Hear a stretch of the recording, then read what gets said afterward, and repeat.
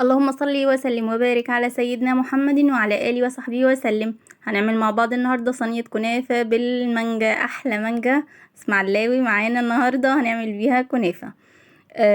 عندي بقى نص كيلو من الكنافة، حطيته بتاع 3-4 ساعات كده في الفريزر علشان خاطر يجمد ويبدأ يتفتفت معايا بأسهل طريقة زي ما احنا شايفين كده. فتفتنا نص كيلو الكنافة. عندي صينية، انا ما حطيتش على الكنافه لا سمنه ولا اي حاجه ولا سكر ولا كل الكلام ده لانها بتكتل مني، فانا بحب الطريقه دي جدا. فانا دهنت صينيه زي ما احنا شايفين كده بالسمنه، وزودت شويه كده وبدات افرد عندي الكنافه بتاعتي. هنفرد بقى نص كيلو وهنبدا نساوي واحنا بنفرد، يعني نخلي كل الصينيه كده سمك واحد متساويه معايا. اي بقى كتل من الكنافه لسه ما اتفرمتش كويس، طبعا انت ممكن تفرميها في الكبه، بس انا فرمتها في ايدي ما خدتش مني ثانيتين. عندي بقى كوبايه من السمنه هبدا اضيفها كده على الكنافه بتاعتنا، ومسخنين الفرن وهنبدا نحطها في الفرن بتاعنا. تعالوا بقى نعمل الكريم شانتيه او الكريمه بتاعتنا اللي هنحطها على الكنافه وهندخلها الفرن بقى، ويلا بينا نعمل الكريمه. عندي بقى تمن من الكريم شانتيه الخام. دي بقى المانجا بتاعتنا اللي قطعتها وحطيت عليها 3-4 معالق من السكر وسبتها ليلة في التلاجة، او يعني ممكن 6-7 ساعات، مش شرط يعني. وهبدأ انزل العصير اللي نزل منها ده، هبدأ هيديني طعم حلو جدا جدا لكريم الشانتيه بصراحة. عندي كوباية من المية مبدئيا، يعني كوباية مية متلجة، مش هنزود اكتر من كده لحد ما نشوف السمك بتاعنا وصل لحد فين.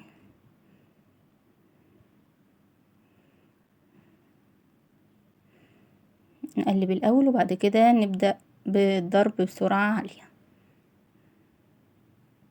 لو اول مرة تشوفي قناتنا ارياف ومدن ما تنسوش اشتراك في القناة ولايك للفيديو وتعليق حلو زيكم. طبعا الكريم شانتيه ده يا جماعة المقطع بتاعه ده انا كنت مصوراه قبل كده، بس حبيت بقى اضيفه في الفيديو ده علشان خاطر يبقى متكامل، يعني الفيديو كامل متكامل. محدش يقول لي عملت الكريمه ازاي، ولا جبت لكم الفيديو كامل متكامل. يا رب يعجبكم والحلقه تكون سهله وبسيطه عليكم. عايزه اقول لكم ان تكلفه صينيه الكنافه دي لو هتشتريها من بره بالحجم ده، الصينيه دي تقريبا مقاس 28، فمقاسها كبير يعني حلوه جدا، هتكفي عيله لو انت حد جايلك ضيوف اي حاجه، فهتكفي عدد كبير جدا، يعني مش اقل من مثلا 12-15 فرد. شوفي بقى انتي لو هتشتريها من بره هتكلفك كام. يعني تعالوا كده نحسب مع بعض سريعا سريعا. نص كيلو كنافة بكام؟ كريم شانتيه ب20 جنيه. قوليله يا ستي ب20 جنيه، مش لازم تمن. قوليله ب20 جنيه. المانجا هاتي كيلو ب25 جنيه دلوقتي. الزبدة حلوة جدا ب25 جنيه. فيعني انتي يعني لو قلنا التكلفة قولي 100 جنيه مثلا، هي مكملتش 100 جنيه. تعالي بقى انتي اشتري صينية من بره من عند الحلواني وشوفي تكلفتها كام، تطلعي انت الكسبانة وحاجة انتي عاملاها بايديكي وكده وانتي فرحانة ومبسوطة ان انتي عاملة لحبايبك حاجة حلوة. شايفين بقى الكريم شانتيه عندي بيتقل معايا. موضوع سهل جدا يا جماعة، ما تستصعبوش الحاجة وما تستغلوهاش. يعني مثلا قبضتي، يعني مش لو انت بتشتغلي يعني قبضتي فاعملي لهم حاجة حلوة. اول الشهر جوزك قبض روق عليهم روق عليهم بحاجة حلوة. هنشيله بقى في التلاجة شوية على ما الكنافة بتاعتنا تطلع من الفرن. الكنافة بتاعتنا طلعت من الفرن. عندي الشربات بتاعنا، في ناس ما بتسقيهاش بس انا بحب اسقيها. كوبايتين من السكر على كوبايتين من المية، عصرة ليمونة على البوتاجاز اخدوا غلوة وطلع معايا الشربات بتاعنا.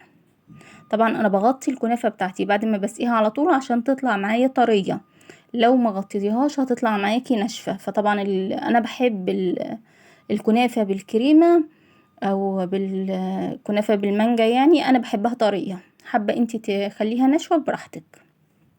هنسيبها تبرد معانا، وهي بردت حطيت بقى الكريم شانتيه في كيس زي ما احنا شايفين كده، هيسهل معانا ان احنا نوزعه بالتساوي في الصينية بتاعتنا. شايفين الجمال ما شاء الله، سمكه حلو قوي قوي.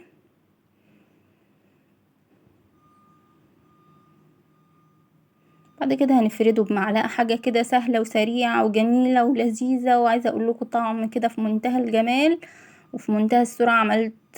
عملت الصينية دي يعني بسرعة يعني. كمان صينية الكنافة ما كانتش بردت قوي يعني، والله ما كانت بردت قوي، كانت دافية كده. ورحت بقى عشان اخلص كله وشيلتها في التلاجة ساعتين 3، والف هنا وشفا، حبوها قوي قوي. هنبدأ نفرد الكريم بتاعنا، الكريمة بتاعتنا او الكريم شانتيه بتاعنا. عايزه اقول لكم بقى شويه عصير المانجا اللي حطيناهم وقطع المانجا اللي كانت موجوده على الكريم شانتيه بتخلي طعمه في منتهى الجمال، وبتوديه في حته تانية خالص خالص خالص. جربوها وان شاء الله تعجبكم. بصوا انا بفرد بطريقه عشوائيه جدا جدا، حاجه كده على قدنا، لا امكانيات ولا اي حاجه، بس الحاجه بسم الله ما شاء الله بتطلع زي الفل. البركه في القليل ربنا بيبارك، اللهم لك الحمد. شايفين بقى العشوائي اللي انا بفرد بيه. كمان هبدأ اوزع بعد ما فردنا الكريم شانتيه معانا كده، هنبدأ نوزع برضو المانجا بتاعتنا بطريقة عشوائية. ليه بقى يا حبايب قلبي بطريقة عشوائية؟ بحيث لو المانجا بتاعتي خلصت مني، القطعة اللي معايا اكون انا وزعتها على كل الصينية، يعني مش لازم املاها زي ما بنشوفها كده. اتبقى معايا مانجا خير وبركة، ما تبقاش احنا وزعنا كده رطوش على الوش. بس يعني كفت معايا بصراحة الحمد لله. دي كانت مانجاية كبيرة يعني، تقريبا كده عاملة لها من نص كيلو الكيلو الا ربع. حطيت عليها 3 معالق سكر او 4، وسبتها في التلاجة ساعة او ساعتين. صفت المية بتاعتها والسكر داب، وطلعت عصير كده الصوص اللي احنا حطيناه على كريم الشانتيه، وكانت زي العسل. اللهم بارك. شايفين بقى الصينية بتاعتنا اتملت يعني مانجا.